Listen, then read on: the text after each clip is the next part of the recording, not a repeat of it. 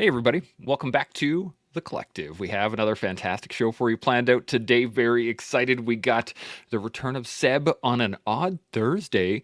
We got Chad joining us once again. Very excited. Wanted to get these two together for a while, but while I am excited, y'all should be too. Like the show, subscribe to the channel, hit the notification bell, do all that good stuff. Get your emails whenever we go live, which is, of course, every day for another 10 days. And then we're going to have a little switcheroo. So I'm excited about that too. We're going to be talking about facing fear today, and I think this is going to be a really good conversation. I see that there's questions and comments and stuff already. If y'all out there have any questions or comments, by all means, put them out there, and we will smash them out right here. Kind of like this one right at the top. Daniel Labonte coming in first. Good morning and or evening, gents and collective family. And then we got April M. Good morning, all. Really looking forward to what will no doubt be an interesting educational discussion. We got Salty's in. Good afternoon, Winter Storm. And there's a whole bunch of chirping back and forth in the background here, so that's fantastic. Let's, before we get too deep into the convo, get some intros. Once again, I guess, Chad, let's jump on you. Give me a quick 10 to 15 seconds. You got it. Chad McLean out in Phoenix, Arizona, founder of Mental Joe Apparel, where we use apparel to highlight mental health and the psychedelic therapies that will hopefully heal a lot of our veterans and first responders. Absolutely. So, thanks for that. Now, I have a little blurb on facing fears here that I'll touch on before we go too deep into this, and then maybe we'll hit the questions first. What do you guys think? Do you want to have a chat first or do questions right away? Okay, let's see what we got. See what happens. So, facing your fears. What does it even mean to face your fears? Well, facing your fears means confronting and dealing with situations, objects, or thoughts that cause fear or anxiety. It involves deliberately putting yourself in situations that make you uncomfortable or anxious in order to overcome those fears. The idea is to challenge and gradually reduce the power of fear over time. Now, it's important to note that facing your fears does not necessarily mean completely eliminating them. Some fears may be more challenging to overcome than others, and it's okay to seek professional help if needed. The goal is to manage and reduce the impact of fear on your life, allowing you to lead a more fulfilling and less restricted life. Let's get some first thoughts on that, and then we'll dive into some of the questions. Chad, how about yourself? Yeah, I mean, I wake up every day probably facing fear. The whole apparel company trying to drive this thing, forward and doing it on a Rob Peter to pay Paul kind of a budget, and making sure I set a good example for my boys and making sure, hey, are they looking at dad and understanding that dad's doing the best he can to move the ball forward and stuff. So I face fear every single day, and I think fear is something that we're all going to have throughout our lifetime, but it's putting on the boots and shackling up the old pants or jeans and getting after it, I think. And that's what I've learned really good probably in this last 3.5 years, diving in, to my mental health journey of taking a lot of things on head first, as opposed to the last 20, 22 years. I've kind of hidden, I was scared to do anything outside the box because failure for me equals some kind of punishment, to where now failure is a learning lesson as instead of looking at it as a punishment. So I kind of dig fear. I'm like, now I'm kind of like, bring it on. Like, what am I going to lose today? What am I going to learn? And how do I get to the next step? So. Love it. Seb, first thoughts? Yeah, the first thing that came to mind for me was fear as a matter of necessity instead of necessarily just wanting to make your life better. Like if the duty or the purpose that you are serving is sort of anchored in the prospect of fear, then you have to you have to adjust. You don't have a choice. Like you have to learn and to develop coping mechanisms that allow you to negotiate what it is that you need to do, and sort of sideline what could potentially. And so that includes, and we'll get into that, but that includes a lot of things. It includes a lot of mindset, but it also includes a lot of process that are allowing and working hand in hand to make that happen. So it's not just, I decide that, I prioritize something on account of the ultimate outcome, and I'm just not going to be scared. Like, it may not be the case. And if you're sort of bravado or confidence is based upon things you haven't put in place, well, now not being afraid is actually worse than being afraid and not doing it. And so I think it'll be interesting going down that road. I like it. Shaun, first thoughts? Yeah, it was something that Chad had said, and it's that entrepreneurial life, which, unless you've lived it, you don't understand it. And that's all there is to that. And so, as an entrepreneur, there's some unusual things that come at you. There's fears that you can't understand unless you're in the entrepreneurial life. I mean, if you get up you're the 9 to 5er in the cubicle with the standard issue 20-year job, and you're there, you're doing whatever your thing is every day, and there's not as many fears as when you are in an entrepreneurial life. And so that doesn't mean that someone who's in an entrepreneurial journey is a better person. It's just different. It's just a different kind of lifestyle, and it brings different fears. Now, the flippity flop of that is that if you're a cubicle for the rest of your life, well, maybe you'll have less fears, but you'll have less reward.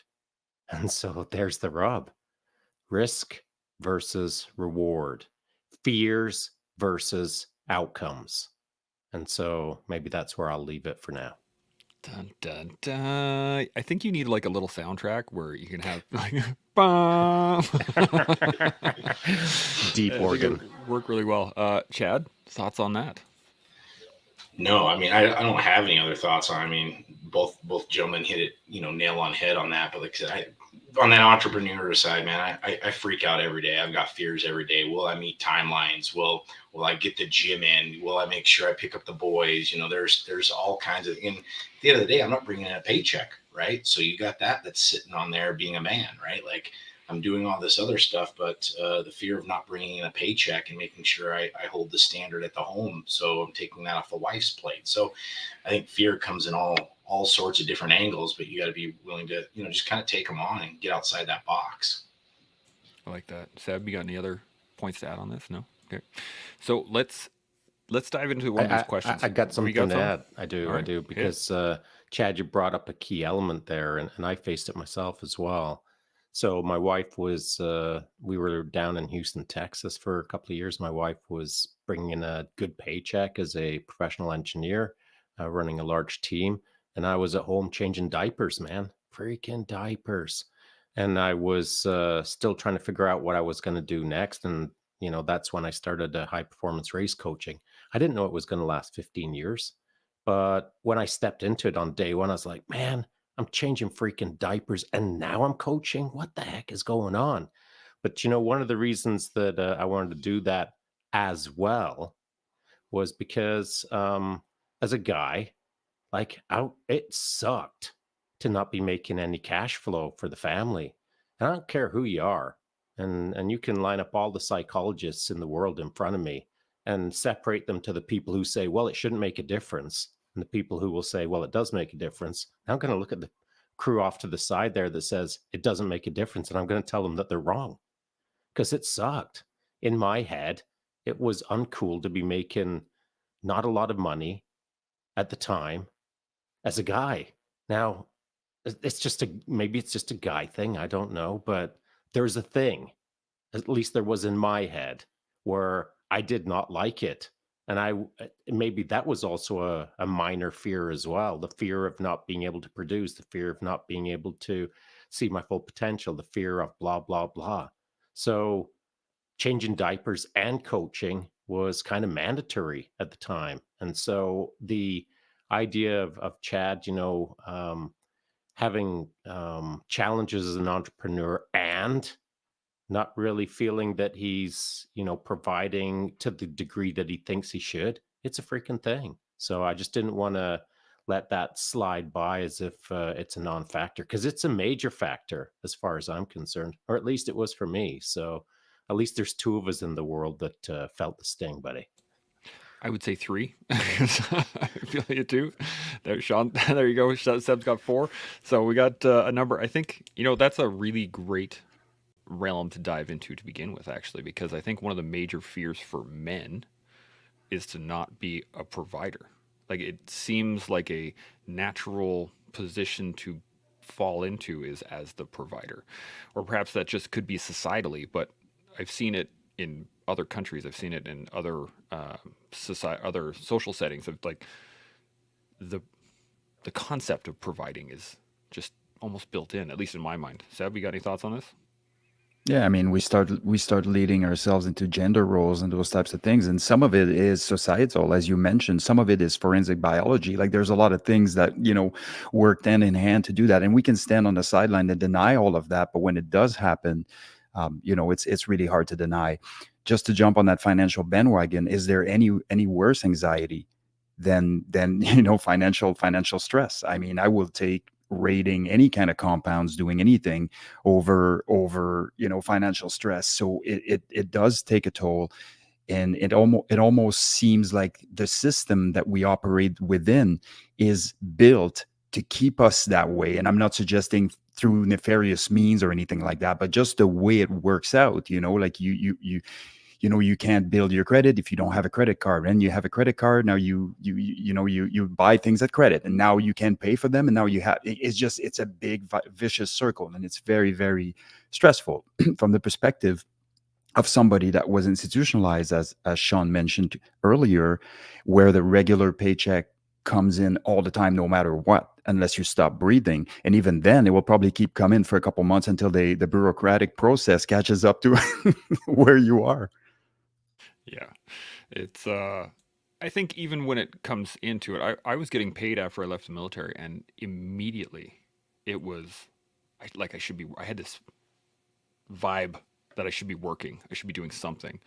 And it was really hard to not do that for a little while just to get healthy. Chad, you got any thoughts on this?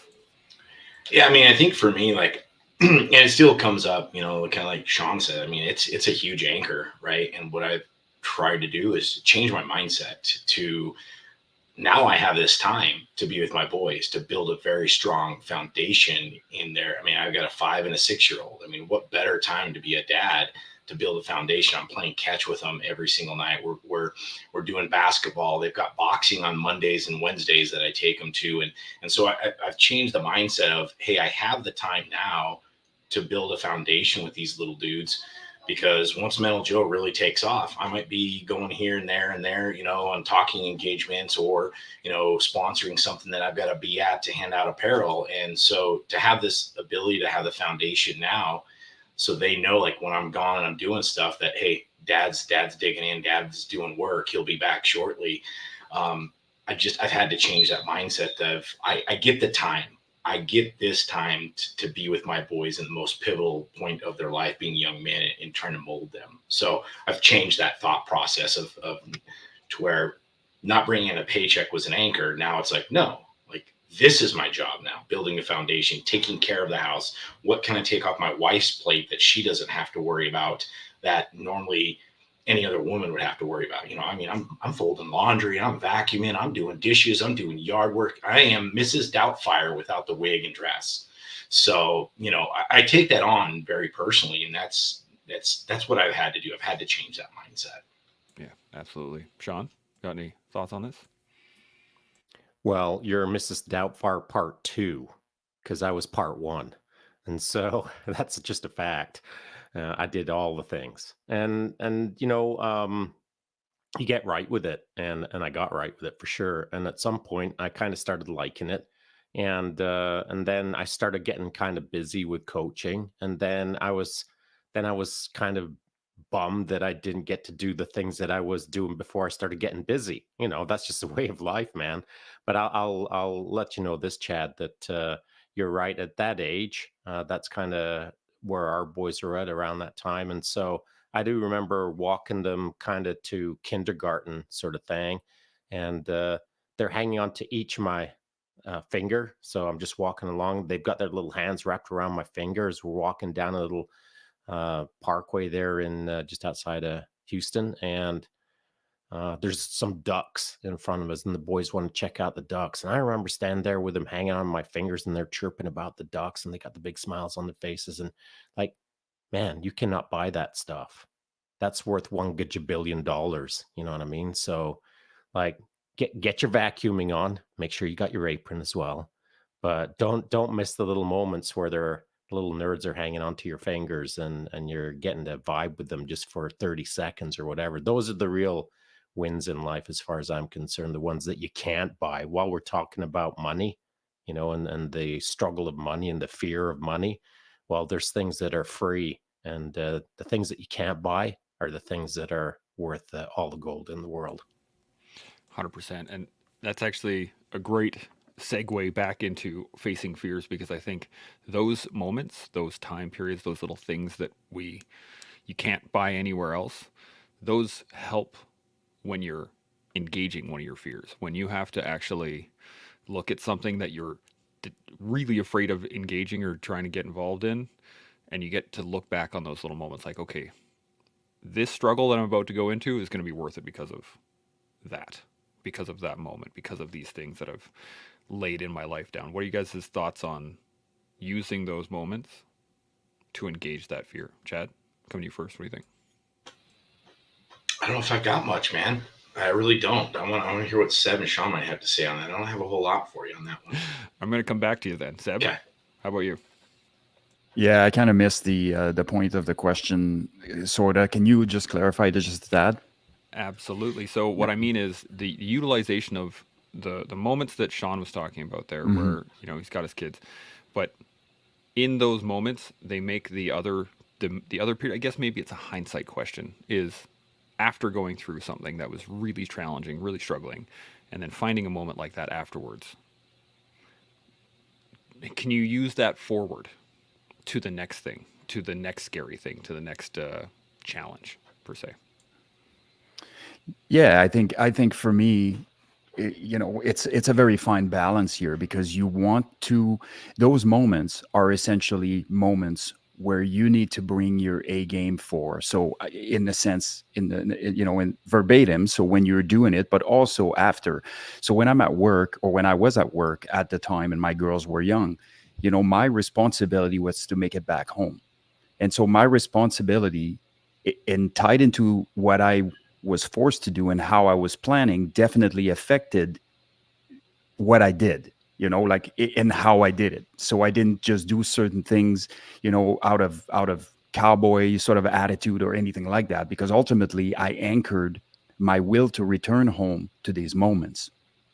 And what Shaun is saying here is extremely powerful in a variety of different ways. And I've spoken about this before for me, but there was a separation in my life when my girls were younger, and all the things in the world didn't match me braiding their hair, or me brushing their teeth, or me sitting on the side of the bed. Like, I really didn't care about the big things. It was all the small things. The small things really hurt, because they're the important moment. They're the piece where you need to be bringing it all together. And so for me, without bringing the girls everywhere on every call I went, because if you're doing it too much, it can have the opposite effect when you're trying to be effective and be capable of dealing with certain things. But there was always my underlying reasons were always to make it back to them, if that makes any sense. And that's never changed outside the organization as well. Yeah, absolutely. Shaun, you got any thoughts on this? Yeah, I believe what we're discussing, or the question that you're asking, or the question that you're asking, which leads to this, and it is, why? Why face your fears? Yeah. Why would Seb even do his job, to the 100% that he wanted to do it? Maybe I'm not suggesting that Seb would only half-ass it if he didn't have kids, but the fact remains that because he got kids, he's gonna do it well enough that he gets back home at a bare minimum. At a bare minimum. Now throw in the professionalism, now throw in the personal drive, now throw in the ethics, now throw in all of the good stuff, and that's 100%. But a bare minimum, if you've got a why, it's going to make you face your fear a little bit harder, a little bit stronger, a little bit more resolute. That's a great word. Being resolute. Your resolution. Why are you resolute? And I think that there has to be some underlying foundation, or you have to have some central pillars to be resolute. And, kids can be that. Many things can be that. And I guess, again, it goes back to why. The why of facing the fear. So if you've got a fear and someone wants to throw out the word fear inoculation. Well, bro, just fear inoculate that thing, just jump out of the plane until you're not scared of heights. Hey, that's a good pro tip. Thank you. That's never worked for me, but good idea. And so you can have all of the plans in the world, all of the pro tips in the world, and some of them might work and some of them might not. But one thing that does for sure work is the why that's called your blood, your why that's called your closest friends, your why that's called maybe your country. There's lots of whys that will make you resolute enough to face the fear that's immediately in front of you, or that's around the corner, or that's across the world half a year away. If you're being deployed to a foreign land that you know nothing about, but you're resolute enough to go and do it on behalf of ... fill in the blank called why. And the why doesn't have to be so righteous. It can be many whys. Your why could be less than savory. But if you've got a strong why, the why is what's going to make you face the fear. You're going to be resolute enough to face whatever, stare it right in the eyes and make it look away. The why has to be strong. And so kids can be it. Many things can be it. Absolutely. Chad, I'm coming back to you. What do you think? Yeah, I mean, now a little bit more clarity, on it and understanding it. But, perfect example for me was we got invited to a program at my son's school this morning.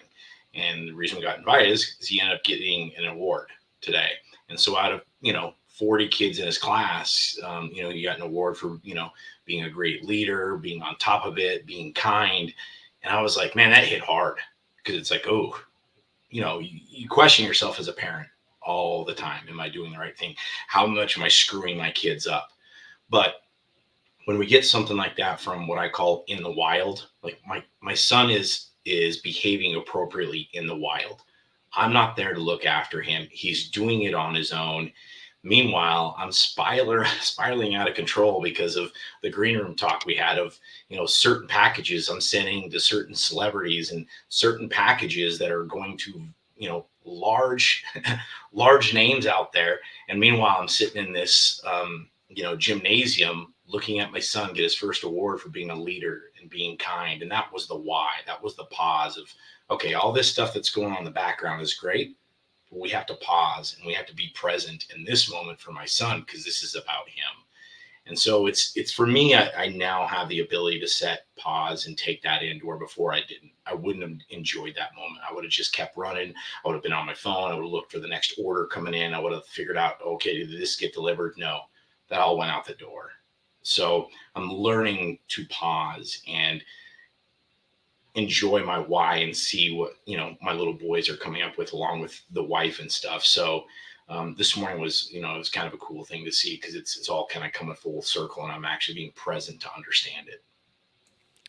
That is a great spot to be, when you can find that presence after having not had it for many, many years, and then realizing afterwards, going, oh, right. Wish I could have had those moments. I want to hit on a couple of these questions that have come in here so far, but any thoughts on anything else before we carry on? Yeah, just one here. Great point about the why, and we discuss this extensively all the time. And I think that to some people it might sound like a buzzword, and it certainly isn't. It is the anchor, and it is that decision has to be made preemptively before you engage in anything that will require you to face your fears. Because when the wheels meet the pavement, all the theoretical preparation you've done will mean nothing if you're not anchored strongly. And it's also important. Why sometimes is a shifting proposition. You may have to switch from whys to whys to keep around. You go through a difficult time or a difficult selection process, or whatever the circumstances are. Having one why that's sort of can be taken away in a heartbeat on account of X, Y, and Z is possible. So you need to have a way to tactically reposition and start anchoring yourself in something else, so that you may pursue and finish what you started, if the outcome is still what you desire. I love that. Great clarification. Shaun or Chad, any other thoughts before we Shaun? Just based on what Chad had said, having the wherewithal or the cognitive bandwidth to be able to understand that when he was at his son's award ceremony, that he could be present with it rather than thinking about the presents that he'd sent off to some other people. And so, it's tough to do that, man. And it's a good indication that someone's doing pretty well when they have the cognitive bandwidth to focus on the present and understand the importance of the now and enjoy it rather than strategize against it. And so it's a really, really important thing to be able to do. And so uh, that doesn't change the fact that Chad still has all the fears hovering all around him all the time. And I'm saying that loosely just to form a visual picture. All of these fears that are floating around, none of them have gone away. But what he has done in that moment is shifted his focus towards the present and enjoyment of the moment, the present time of celebrating his son. And so for that moment, all of the fear that's kind of hovering around him on whatever vector, they're all kind of like pushed aside for that moment. Because you can't exist in a joyful state while existing in parallel fearfully. I mean, one emotion replaces the other, or one sense of reality replaces the other sense of reality. And so, as you're sitting there kind of vibing on the good times while the school ceremony is unfolding, fear is kind of pushed off to the side until the ceremony is done, or until the thing is done, or until you look at your watch and think, oh, yeah, I got to get those things to the post office. So then it starts all creeping back in. And so that's the trick. I believe that it's under our control all the time. The push it away or let it seep back in, that is for us to decide. And I think that it's there for everyone. There's always going to be a fear or several fears that are on just the periphery, and that it's how much we let in and face and how much we keep at arm's distance plus, because we don't want to face it. And some of those fears that people are keeping at arm's distance plus are things like their past. They don't want to face their past, or that time they said that thing to that one person and they don't want to process it because they're fearful of exposing themselves to something that they said or something that they did that they know was dumb, and they don't want to face it, and so they don't want to own it. And so now it's arms plus. And so we all get to decide what we let in as fears, and we all get to decide what we keep at arms plus as fears. And so if you keep all the fears at bay, well, now you're deluded. Now it's a bit of a delusion. You're not really facing reality, because we're all screwing up, and you can't saunter down the road like with little yellow flowers floating off your back, because you're just hippity hopping down the yellow brick road and everything's good, because now you're in a fantasy world. So we're responsible as individuals to control the amount of fear we let in and face, and the amount that we keep beyond our arm's distance and don't face. That is a beautiful point. Absolutely. Chad, you got any thoughts on this? I saw you saddle up to the mic there. No, man, nail in the coffin. It was great. I got nothing. Okay. So we got a quick question, and it goes directly into what you're saying there, Shaun. And I want to get everybody's thoughts on this too. But what are your thoughts on people avoiding to face off with their fears due to creating an internal barrier as a protection mechanism due to possible past traumas? I think this goes exactly to what you were saying. But any thoughts on this, Seb? Yeah, I'm going to speak for myself and speak for some of the people that I've was privileged enough to have this conversation with, and I feel that a lot of this has to do with preventing the amount of negative emotions that creep into your life. So when you're going back, it's not just about necessarily the mechanism of injury or the shortcoming that you don't want to expose or whatever the case may be. But sometimes there is such a negative emotional reaction, and we're not even talking about physiological changes. We're talking simply about, emotionally, looking back and doing certain things brings so much negative energy within your life, within yourself, and your ability to manage that negative energy tends to diminish if you've had, repeated exposure to trauma. But also as you get older, you want less of that in there. That's why when people hit 40s, 50s, and 60s, they say, I don't put up with the stuff that used to make my life miserable, unbeknownst to me. And so I think what's important to recognize here is that's true. And I understand that you're trying to mitigate, but I'll make a correlation. So you owe $100,000 to CRA, just to bring the money piece back in there for no particular reason. And now you're looking at this and you don't even want to open the mail because it creates so much negative emotions that it really doesn't matter what they're talking about. You don't want to open the mail. As soon as you see the mail, you find all the reasons in the world not to read it, not to address it, not to look at it. Well, while you've disregarded it for the last 2 years, it's now 300,000 and it's coming back with a bang, right? So it's kind of the same. I understand it, and you have to cut yourself some grace on account of feeling that way. But you also have to realize that there is a cost to not doing it. And that cost far exceeds the cost of doing it. And that is where that risk analysis comes into play. That is a fantastic analogy. I just wanted to add this in here is the fact that the trauma, especially in here, he's talking about past trauma. It's very similar to taking on debt in that you owe time. You need to process this, right? And if you don't process it, that time will come back not only to haunt you, but then it'll start, garnering your checks, right? In terms of your mind, then it's going to start affecting other things. It start playing into other things, and it starts to take over. And it is a very challenging position to be in. Shaun, you got any thoughts on this? I do. And so Seb kind of hit on it already, and I'm going to try to simplify it through Daniel's question. And the key to me is due to possible past traumas. Okay, there's been past traumas. Everyone's got past traumas. And I'm not trying to diminish that. I'm just saying that get over it, get on with it, because you got to do it. And so then you get to ask yourself, well, why aren't I doing it? Anxiety, fear. Well, those are just things that you can control. They are literally under your control. And so I understand that idea of when that envelope comes in, I don't want to open it because I think I know what it's going to say and I don't want to face up to the moment. But inevitably, it's got to be done. It just has to be done. And so I've been in that position myself, and I had to open the envelope and I had to get on with it. And I'm here at 60 years old, a crusty old man. And so these things have to be faced. Otherwise, they will take over your life. As Chance said, the footprint just starts expanding. And it's not just that you're facing a past debt. You're facing a past debt that's gaining interest.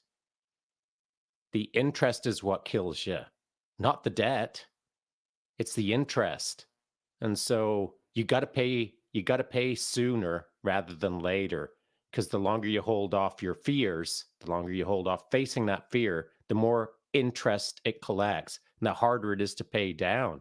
You got to work double hard, but there's a lesson in that as well, so it's no big deal. But if you live long enough, you'll figure out the lesson and you'll learn from it. So, but the reality remains that all of the things from the past have to be paid off as debts. And the sooner that you can do that, the sooner that you can get on with helping all of those people around you. At the very least, to be able to tell your story about how that one time that envelope came in, and you didn't want to open it, and then you did, and then you got on with the program, and presto changeo. Because that's what I did. That's what I had to do. I can easily tell that story now. It amuses me. But at the time, it freaking sucked. I did not like it. I did not want to face it. And I had to face it. And so you get on with the program, and you become better for it, for sure. So to Daniel's point, due to possible past traumas, again, everyone's got them.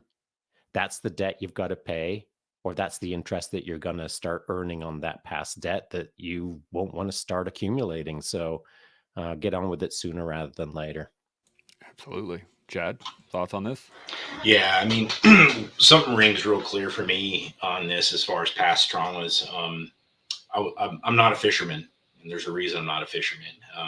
One was my dad he was an abusive alcoholic, and you can kind of tie those two things together, right? So I missed a lot of fishing trips with a lot of really good guys, basically because I was scared. I didn't want to enter that world. Well, this past summer, we had a family vacation up in Flathead, Montana, and two buddies that are outdoorsmen and they're fishermen, right? And we went out, and I just sat on the boat and I watched.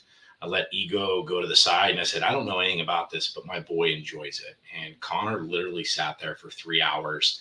He didn't whine, he didn't complain, and he just sat there and he just fished and he enjoyed it. And he didn't catch a fish, but one of my buddies ended up catching a big bass and threw it back in the water, but ended up hooking it to Connor's pole while he wasn't looking and let the line out so he could catch this, so he could create this core memory, right? And I just sat there and I just watched and basked in it and laughed and loved it.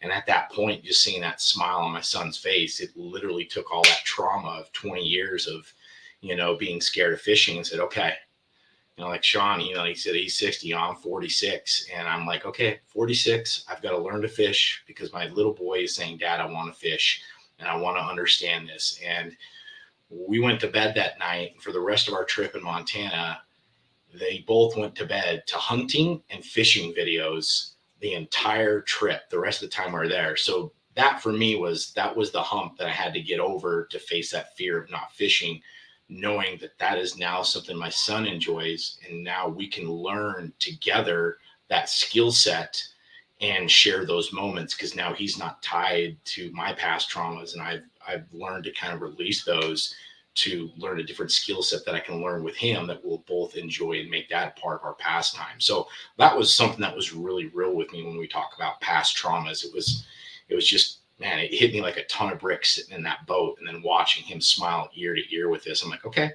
I've got to put that luggage away. I got to throw it away. I've got to jump on this fishing boat and help my son because he's wanting to learn this gig. So it's there, but like Shaun said, you got to put it and you got to move forward. So that was my big real experience with that one. Yeah, absolutely. This is, and I do want to point out that it can absolutely work that way, but it can also be a long, drawn out process as well. So there's both sides of this and everywhere in between as well. Sometimes it's quick, sometimes it's long. But it will, in my experience that I've seen, you will get through it as long as you keep going. Any other thoughts on this before I switch to the next question? I do. Yeah.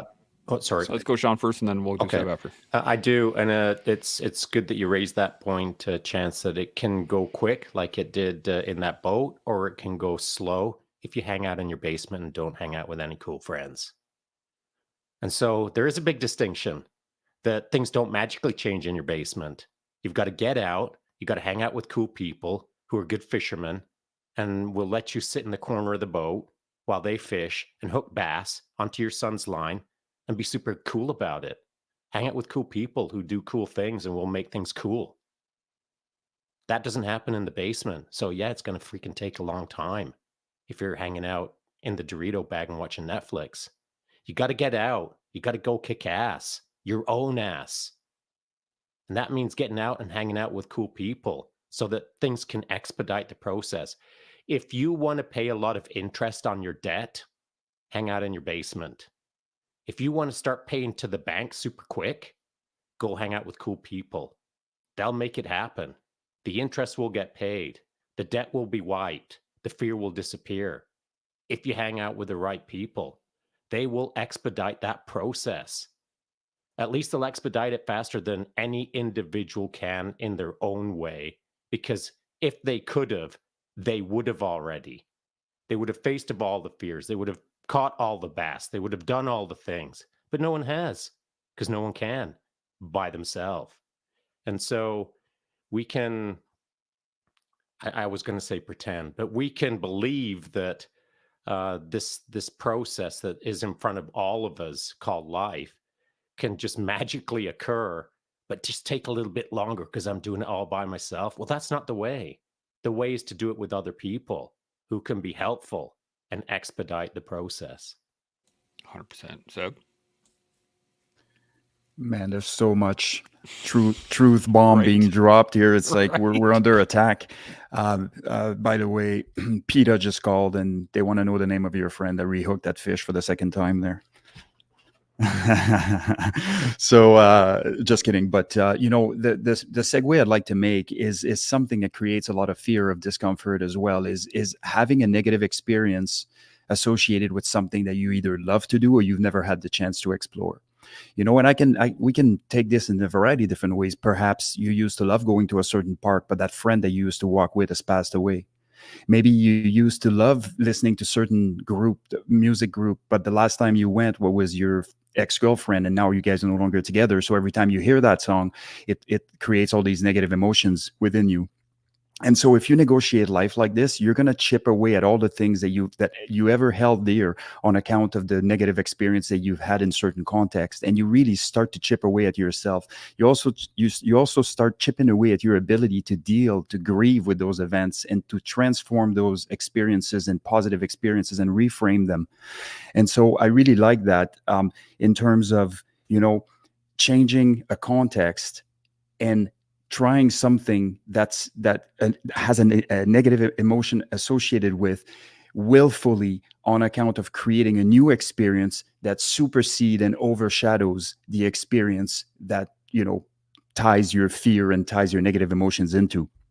And I think that we as humans tend to go into avoidance mode when certain things remind us of things, and that's a real disservice to the possibilities in your life, because you start closing some doors.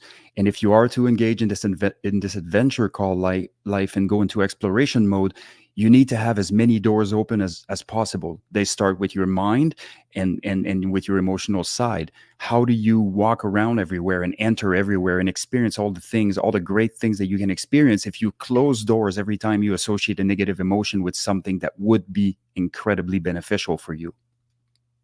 That is a fantastic point. Again, honestly, I should probably go get a helmet, flak jacket, maybe. Think of truth bombs just raining in everywhere. Any thoughts on that before I jump into the next question? Nah, you got something, Shaun? Go ahead. You got something. Well, I the only thing I will be adding to what Seb just said is just trying to say it in a little bit of a different way, because I wholeheartedly agree with what he just said. And it's simply this: how I've tried to run my life is by owning the game rather than the game owning me. I mean, it's just a game, man. I mean, it's a serious game. It's a fun game. It's a wild game. It's a scary game. It's a joyous game. It's all kinds of things. The game that we're in is a game that we are playing. Us, just us. We're the only ones playing it, but we play it with other people. And who you pick is what kind of unfolds the game around you.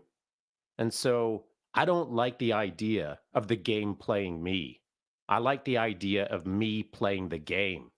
And I think that if some people were to sit down and consider that strongly as a concept, who's playing who? Is it playing you, or are you playing it? Like, if you're playing it, well, now you get to decide. And every single decision that comes at you or to you or for you, you get to go left or right, up or down, in or out. That branching decision is for you to decide, not for it to decide. And I think that people give away some of their agency by believing that you're kind of victim to the game. The game's playing you. Screw that. Frickin' smash on that thing. It's your game to play. So if you're not happy with how things are going, you ain't playing your game the way that you should be playing it. You've got to play it with maybe more velocity, more conviction, more resolution. You got to face it head on and play the game in front of you. And once you start playing the game hard, well, things start changing. That's all there is to that. But if the game's playing you, now you're a victim to the game.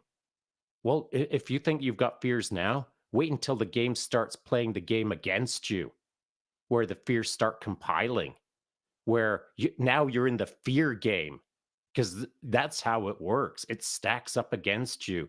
If you're a victim to the game, the game gets worse. if you're playing the game starts subsiding and you start seeing like some sunrises. You start seeing the clouds part. I'm not going to say that there's trumpets from the heavens, but man, things get better when you start playing the game the way that you want to. But you got to believe that you own the game. Once you start believing that and start actioning against it, well, freaking game on. Yep. Yeah. There's Chad, you got something? Yeah, I mean, you said truth bombs, get your flak jacket, but just what Shaun said there, and I'll bring it even more real is, I've got some, old buddies that have, I've known for 15 plus years. And a couple months ago, we went out and about and I had a reaction to a certain situation that put me back in the hole. Right. And I had to pause myself and I had to walk away and go, all right, well, these groups of individuals elicit that reaction. That reaction is upon me. I made that reaction. No one else did. And I know better. But if I continue to stay in this arena and I don't go play the game I'm supposed to play, this reaction is going to stay. And I'm going to stay here in this very deep foxhole. It's not going to get me anywhere. And so I reflect and, I look at, guys like yourself and Seb and Shaun and Flying Hawaiian and you name it, other guys that I've met on here and, throughout, just doing this apparel and say, well, what would they do? I see that and I'm like, they're talking about their insecurities or their failures and they've leveled up and they're looking at different ways to tackle this. And, they shrink their circle and they only hang out with individuals that elevate them, so I had to reassess that whole ball game of, hey, I can still hang out in this arena, but I'm going to still make these dumb choices and that's not going to elevate me at all. So it got really real for me probably 6-7 months ago to like, in order for me to really change to stay on this trajectory of where we're going, I have to make some personal hard choices, and that's putting my head down and not allowing certain things to affect me like they used to. So it's been real for me this past year for sure to make some hard decisions to move forward. But having gentlemen like you guys to kind of look up to and keep me on the straight and narrow, it's a good check-in opportunity constantly for myself. Love it. I love this correlation to video games because, well, I'm a bit of a nerd and I love my video games, but there's a reason that games have shifted over the years to open world role-playing style games. Even the basics like Super Mario that used to be extreme linear is totally 2D. You could only do the game as the game was laid out for you. Now, the games that are out there are free roaming, full world. You got massive maps. You can go anywhere you want. You can do anything you want. And those are the popular games. Yet life, that's what life is. It's an open world game. So but don't you find it interesting that you'll spend more time collecting all of your resources in your nerderyville and tweaking all of your resources and doing all the things and saving all the damsels and slaying all the dragons and doing all of the heroic journey in the freaking Nowheresville world, but it can't be done in the real world? Don't you find that interesting? I do. That was the point I was going to make, but yeah, absolutely. You hammered that one in. And life and games, there's a corollary, but life, you only get one of those. You can't play this one more than once. Any other thoughts on this before I jump into another question? Everybody good? Okay. Let's see here. April M jumped in here. Very interesting discussion relating to work, identity, etc. I'd be interested in knowing the panel's thoughts on managing fears that can arise when forming new relationships, romantically / friendships. And I think this is a great one because this is as we said earlier, relationships can be the traumatic issue as well. So let's go around, see what you guys thought. Seb, I'm coming to you first. What do you think? If you don't fix your wounds, you're going to bleed on people that didn't cut you. So I think that a lot of the managing fears has to do with how you address relationship as a whole. Are you looking for somebody to bail you out? Are you looking for somebody to be with you so that you can share hardship? Are you looking for somebody to be there because you're a person in your life wasn't a parent or otherwise? What are the reasons? What is the underlying reasons? And those reasons need to be identified. And of course, those reasons need to be remedied too, because what should actually happen is you are where you need to be because you want to be there. And now that you are ready, You want to have somebody along the way, a friend or otherwise, to be with you and exchange those moments together. So that is the base premise of any functional relationship. If there's any codependency, that is injected in there, either subconsciously or consciously, that is a failed recipe, and it's guaranteed to induce a ton more fear. Now, there's also the fear of being hurt that can creep in there. Anything can hurt you. Left turn, right turn, the flight you take, the flight you don't take. We've had these conversations over and over again. But the risk of not doing it is worse. Like, you are not going to let yourself experience anything truly joyful, truly beautiful, truly meaningful, even if it's for a temporary time, on account of what could possibly come as a result of maybe something that happened before or something that you're seeing around you. We don't even know. I don't even know if I'm going to finish this conversation. Maybe I drop dead right now. Why am I worried about what's going to happen on the episode, 2017 of the Collective? That's not even entering my mind. I'm focused to be the person I need to be in the moment and have the relationship I need to have in the moment. If they're temporary, then so be it. I took something from every single relationship I've ever been in, whether friendship or otherwise. If we decided to part ways, amicably or not, still gained out of that. And that's the piece that we need to anchor our relationship seeking into, in my opinion. Outstanding. Chad, thoughts on this? Not a whole lot. I mean, a couple points on here, and I think that's where I've started pivoting, right? To realize, like, I've got to get out of my own way. The fishing example, right? Like, how many things did I miss over 20 years of not fishing with good buddies because I was scared of that? That's on me. I've got to put that to bed, and I've got to move forward. And I think that's the same thing with any kind of relationship or romantic or friendship, whatever pain that was created in the past from another relationship or romantic involvement. You've got to look yourself in the mirror and why was that, and try to fix those or understand those and move forward. I've got some friends that they just don't date. They don't want to date anybody because they were wronged by so many other people. And I'm like, how are you going to go find that prince? How are you going to go find that when you're just sitting on the couch and you're not out there with your line in the water per se, trying to get some nibbles and bites to understand this? So I think to that, again, we've got to clean our front porch. You've got to understand who you are and face those fears head on in order to have a good romantic relationship or a friendship, whatever that looks like. Yeah, absolutely. Shaun? I think one of the tricks is, what kind of a life have you led, and what kind of a life do you want to lead? And so if you haven't done much in your life, I'm going to categorize that as a shallow life. And I'm just going to keep it simple with that term. I know that maybe that's the wrong term, but it's going to get the point across. If you haven't done much, if you haven't experienced much, then your life is shallow, in context of, if you've gone around the world a bunch of times, if you've met a boatload of people, if you've done all of the things, if you've got all the experiences, if you've experienced a lot, well, now your life isn't as shallow. So contextualizing those two things against each other, if you've lived a rich, full, worthy life, well, you're used to taking risk. And by accepting risk on a regular basis, you understand that there can be reward. So we're back to that risk versus reward aspect. If you haven't risked much in life and you haven't been rewarded much in life, then it's now an academic concept. It's just intellectualism talking back and forth across a dry, dusty book that has no relevancy because you haven't experienced it.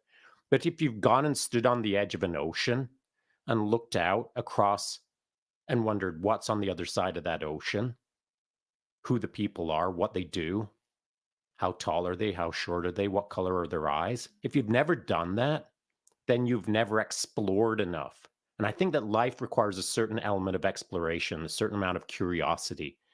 And if you can start working on that with a little bit of passion, like trying to see the world, the bigger world around you, well, now you're going to stack up some experiences that have taught you the risk versus reward model. Then it's for you to decide how much risk you're willing to accept in order to gain the rich experience in front of you called a relationship. new relationships, not the ones that are on Netflix in your basement, but the ones that are just right outside your door. Talk to your neighbor for the first time in a few years or ever. Now you've got someone else in your life. And it doesn't mean that you're going to solve the dolphin language with your neighbor. It just means that you're going to start interacting with yet one more person who's going to give you one more perspective. So you don't have to travel to the pyramids in order to get new context, in order to get new ideas, in order to become richer in the moment. So risk versus reward. Every time you put out a little bit of risk, you face a little bit of a fear, you're being rewarded for it. It starts to become normalized, accepting risk, until risk is just a word that you consider as a checkbox that you've considered and you move on past it. But for some people, risk is scary. I don't consider risk as scary.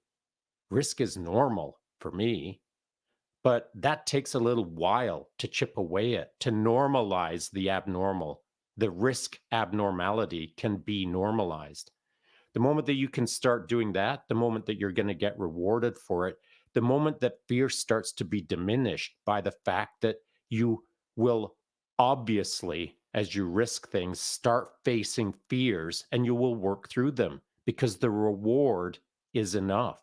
The why is enough. So to relationships, whether they're dating, romantic, or whether they're just meeting a neighbor for the first time, these are things that line our lives with riches. And the richer that we can become internally, the more that we can spread the wealth externally. Yeah, absolutely. Seb, you got something else? Yeah, I got a few things with that. That was a great point. And ultimately, you are going to be treated by people the way you treat yourself, and that's something to never forget, especially in the realm of relationship. But there's another thing that's really important to look at, is the directly proportionate relationship between fear and expectations. You have all these expectations, but it works quite the opposite of what you would like it to be. So, for example, if we take a cookie cutter societal acceptable concept of I marry you and therefore I commit for the rest of my life until the end of time and after, if there's an afterlife and all of those things, you carry those kinds of expectations or unreasonable expectations. What happens when people get married? Oftentimes, the relationship, they start taking things for granted and everything because they've actually put that into their brain that this relationship has been committed to the end of times, which lead them into eventually, not everybody, but many people take the relationship for granted. And now they don't do the work on the daily to keep the relationship where the relationship needs to be. So now the fear of, and maybe there are insecurities, or maybe, the person is jealous on account of, historical problems or whatever the case may be. And now you're projecting that on the person that you're with, and you're making it worse, not better. So again, just fear, expectation, directly proportional. Lower your expectations. Can you get something out of this relationship very beneficial on the short term? And I'm not talking about obviously going around telling people this, but it's just like, is there something that can be gained without me committing every single bone of my body to a concept which needs to be worked on daily, and I now took it away from me by setting some unreasonable expectations. I don't know if I'm making any sense. Yeah, I'm tracking. Chad, you got any thoughts? No, I mean these gentlemen hammered it. I got nothing to add on those at all. Yeah, it's so hard to follow these guys. I swear, they're just dropping bombs left, right, and center. It happens when you're knuckle draggers like us, Chance. Right. But don't worry, I lost myself on this one too. Yeah, it's all good. It's funny though. What you were talking about really tracked with me is that if you have an expectation of relationship, let's just say I'm going to go to jiu-jitsu for the first time and I'm going to get on the mats and I'm going to have best friends forever. Well, you're going to be the weird dude that shows up at jiu-jitsu and is way too friendly and is way too much, right? So by limiting your expectations, I'm going to go try out the class. We'll see what happens. You try out a class. You meet one dude there. Hey man, cool. Yeah, we have a shared experience. You can have a little chat. that's a limited exposure, right? Versus the extremes of that. And for me, using the jiu-jitsu analogy, what I would say is this. Imagine this. So now you've been rolling for 2 hours, you're a higher belt and you're tired, you're exhausted, and now somebody comes over and you can benefit from that roll with them, but you choose not to engage in it because your expectations are winning. What if your expectations were surviving? Could you engage in that role and get a whole bunch out of it? But now you've set some unreasonable expectations that you don't want to live up to, and you've created that. That person hasn't changed. You're tired, your circumstances are different, nobody cares. Lower your expectations, go in there and learn from that role. Bam. Just like that. Just smashing it out at the end. Love it. Shaun, thoughts on this? Yeah, and the other piece is that for sure we were all that nerdy white belt at one point who doesn't know how to freaking play the game at all. And so you screw it up. That's called life. The mats are life in a way. And so as you're learning your white belt relationships, how to play the game properly that you don't understand at all, you're going to botch it. You're going to be that guy who just is so jazz hands that he's Mr. Jiu-Jitsu by day 2. And so it's a lot to absorb, but it's a lot to play. Like, you've got to learn how to play the game, and you're going to screw it up. But the more games that you play, the more screw-ups that you engage in, the better you get at the game called life. And so if you've screwed up a whole bunch in your past, your first night on the BJJ mats, you won't be like too all in. You won't be Mr. Jiu-Jitsu because you'll have learned some lessons about 10 or 15 years ago through all of the other mistakes that you made. And so life is lessons, man. How you play the game is how you've played your game. And if you've played a long enough game or a deep enough game or a exploratory enough game or a resolute game, well, on day 1 of each new game, you do each one just a little bit better. So not everyone is a spazoid their first night on the BJJ mats, though most people are. And so that's predicated on the games you've played in your past. 100%. This has just been an awesome conversation. I don't have any questions written down in terms of like what I would normally ask you guys. I don't have a ton of timestamps. It's just been awesome. Really do appreciate it. We are just a little bit over time now, so let's get some final thoughts on facing fear, on anything else we've gone over so far. But man, awesome. Seb, Chad, Shaun, thank you guys so much. This has been awesome. So let's start Chad up, and then some final thoughts, and then we'll carry on. I mean, it's just great conversation as always. I learn so much when I come on to these things, and knowing that I'm the whitest of the whitest white belts out there because I haven't been on a mat in 20 plus years. And the goal for 2024 is to get my butt on the mats. And hell, I don't even know how to tie a belt right. All right, guys. So I am going to be no jazz hands. I'm going to go into it and say, kick my butt, because that's the fastest way to learn is by failing over and over. And I'm looking forward to it, to where before I would have hit, I wouldn't even thought about it. I would have been scared, but now it's like, no, it's just something I got to do. And I am going to start at ground 1. And I'm sure there's going to be a 10-year-old that's going to choke me out, and I just got to deal with it, and I got to move on. So no jazz hands. I will keep the jazz hands in the pocket. I like it. There are no pockets in a gi, but I'm sure you'll do your best. Seb, final thoughts? Yeah, just go out there and take something on. Anything. I don't care. Just go out there, challenge yourself, and don't shut this program off or this conversation off and go, yeah, that was super cool. And that's it. And tomorrow there's another one and nothing's being actioned against. Go out there, do something that scares you, do some things that you're fearful about, take it on head on and see what it does for you. Bam. Shaun, final thoughts? Yeah, I agree. Listening to all of this might have some people fired up to hit the mats, to start their own macrame course or do whatever. It might get people all kind of fired up in their head, but it'll all be gone by tomorrow if it's all just academic thought. It requires action, thoughts versus action.